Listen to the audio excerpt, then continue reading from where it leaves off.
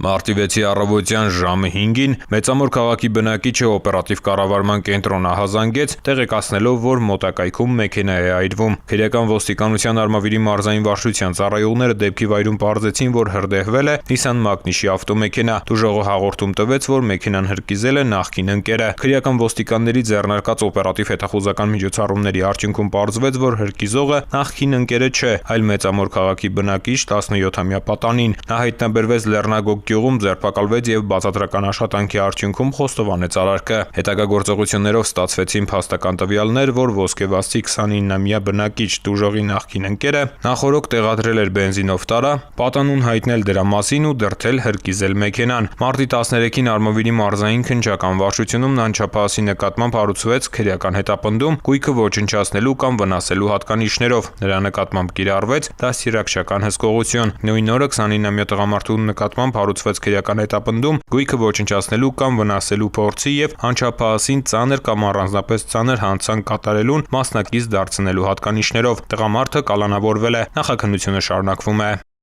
Ծանուցում հանցագործության համար մեղադրվողը համարվում է անմեղ, քանի դեռ նրա մեղավորությունն ապացուցված չէ քրեական դատավարության օրենսգրքով սահմանված կարգով, դատարանի օրինական ուժի մեջ մտած դատավճռով։